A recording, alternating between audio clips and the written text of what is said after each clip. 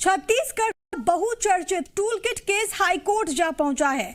मामले में आरोपी पूर्व सीएम रमन सिंह और बीजेपी के राष्ट्रीय प्रवक्ता संबित पात्रा ने हाईकोर्ट में याचिका डालकर सिविल लाइन थाने में दर्ज एफआईआर को रद्द करने की मांग की। रमन सिंह और संबित पात्रा के वकील विवेक शर्मा ने जो पिटीशन लगाई उसमें बताया गया है कि ये अभिव्यक्ति की आजादी का हनन है। इस केस में आपराधिक मामला नहीं बनता है, ये बात यहां पर कही जा रही है। और अब ये पूरा मामला पहुंच चुका है हाईकोर्ट की चौखट पर। हालांकि अब कोर्ट का क्या रुख होता है वो देखना महत्वपूर्ण होगा, लेकिन बीते कई दिनों से टूल किट को लेकर सियासत देखने को मिल रही है। देश भर में इसको लेकर सियासत चरम पर है, तो वहीं इसका असर छत्तीसगढ़ में भी देखने को मिल रहा है। आपको याद होगा कि बीते दिनों पूछताछ हुई थी पूर्व मुख्यमंत्री रमन सिंह से। हालांकि विरोध लगातार जाहिर किया जा रहा है, बीजेपी की ओर से गिरफ्तारियां भी दी गई थी और लगातार रमन सिंह की ओर से भी ये बात कही जा रही है कि दबाव में आकर पुलिस काम कर रही है।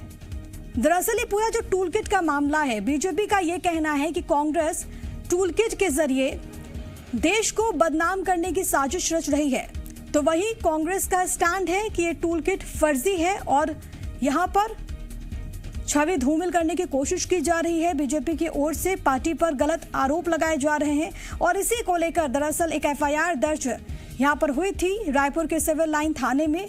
और उसके बाद बीजेपी के राष्ट्रीय प्रवक्ता संबित पात्रा से पूछताछ के लिए नोटिस भी दिया गया था। हालांकि उन्होंने वक्त मांगा, लेकिन पूर्व सीएम रमन सिंह से उनके आवास पर जरूर पूछताछ हुई थी और उसी के बाद उनका वो बयान भी सामने आया था जिसमें उन्होंने ये कहा था कि दरअसल वहां पर दबाव है पुलिस पर और इसी वजह से पुलिस ऐसे काम कर रही है। मेरे साथ मेरे सहयोगी सत्य प्रकाश इस वक्त लाइव मौजूद है, सीधे उन्हीं का रुख करते हैं।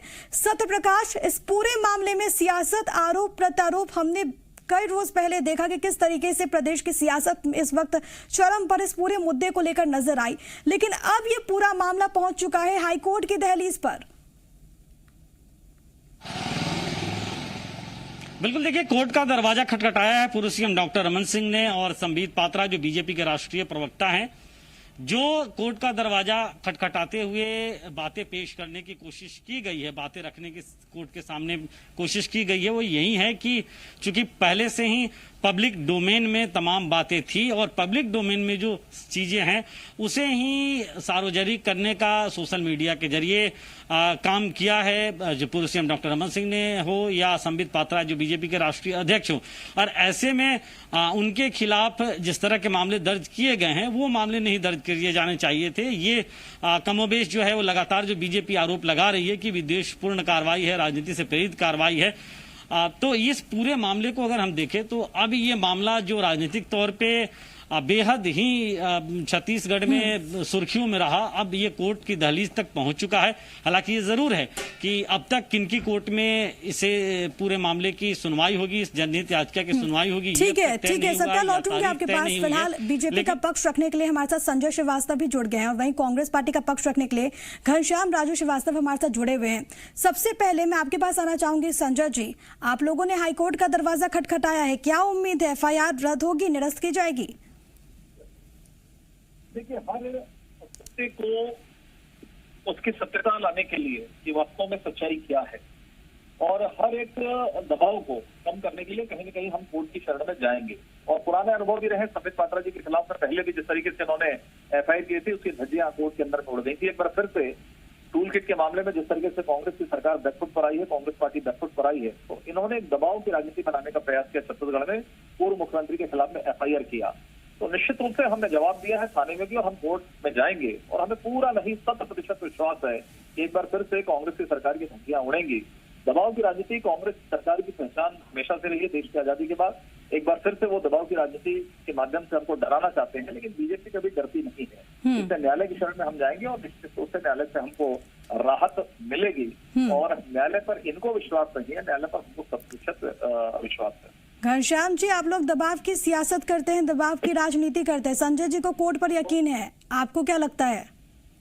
निश्चित ही देश की न्यायपालिका पर हर नागरिक को वो निश्चित ही उस पर भरोसा होना चाहिए, परंतु झूठ की बुनियाद पर खड़ी भारतीय जनता पार्टी, षड्यंत्रकारी भारतीय जनता पार्टी जिस प्रकार से टूल किट का उपयोग करके देश को गुमराह करने की इन्होंने जो कोशिशें की थी, जिसे खुद भी ट्विटर ने ये माना था कि मैनिपुलेटेड मीडिया है, तो उसी दिन ये साबित हो चुका था एक प्रकार से कि कहीं ना कहीं ये जो षड्यंत्र करने का काम इन्होंने किया था उस टूल किट के मामले में, वो आज देश के सामने उजागर हो चुका है। छत्तीसगढ़ में इस प्रकार की राजनीति का कोई स्थान नहीं है, परंतु डॉक्टर रमन सिंह जी ने जिस प्रकार की हरकतें की, कह सकता हूं, उसका जवाब उन्हें उनके माध्यम से ही मिल रहा है। आज वो न्यायालय के शरण में गए हैं, निश्चित ही न्यायालय फैसला करेगा, परंतु छत्तीसगढ़ की जनता के न्यायालय में ये बात स्पष्ट हो चुकी है कि इन्होंने झूठ और इस प्रकार के षड्यंत्र पर करके इस तरह से सरकार को या वर्तमान परिस्थितियों को गुमराह करने की कोशिश की थी, ये जनता के न्यायालय में स्पष्ट हो चुका है।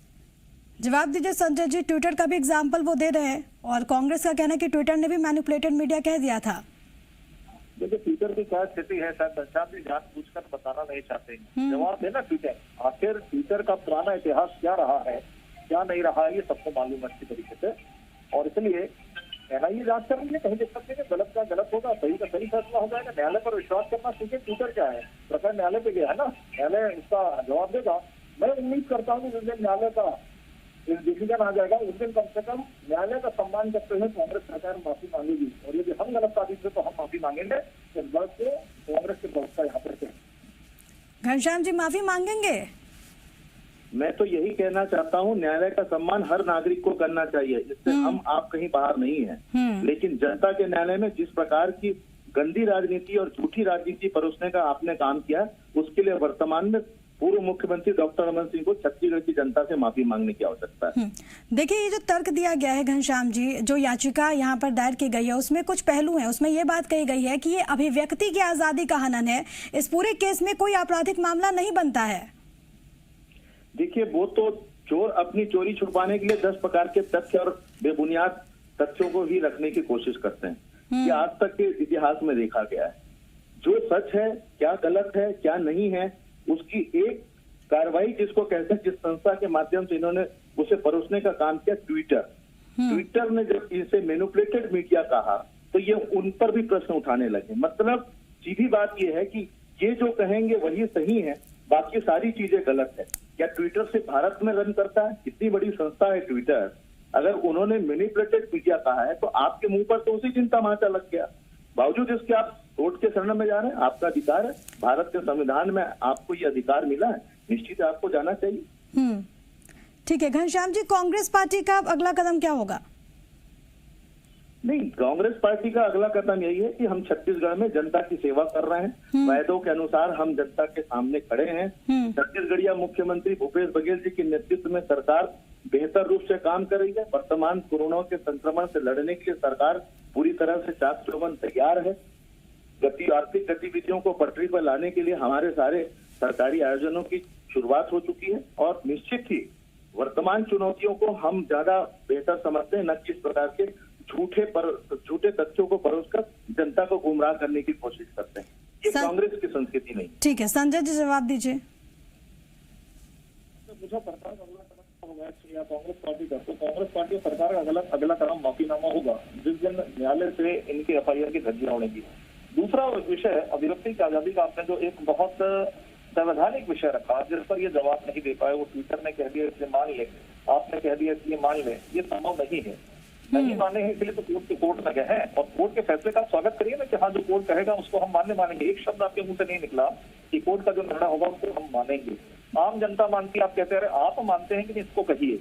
तो मुझे लगता है कि एक इंतजार और है, और मुझे तो लगता है कि पुराना जो संबित पात्रा के खिलाफ में जो हाईकोर्ट में इन्होंने जो एफआईआर की थी, जिसमें हाईकोर्ट ने डायरेक्शन दिया था कि सरकार ने गलत किया है, उसका माफीनामा आज तक नहीं आया, उस पर कुछ टिप्पणी करना चाहेंगे, और वही रिपीटेशन एक बार फिर से होने वाला है। चलिए ठीक है, रिपीटेशन होता है या फिर नहीं देखा जाएगा, हाईकोर्ट का क्या रुख होगा वो भी जनता भी देखेगी। बहुत धन्यवाद आप दोनों का हमारे साथ जुड़ने के लिए और अपनी अपनी बात शेयर करने के लिए, बहुत शुक्रिया आप दोनों का। संजय जी आपका भी बहुत बहुत धन्यवाद, घनश्याम जी आपका भी बहुत बहुत धन्यवाद।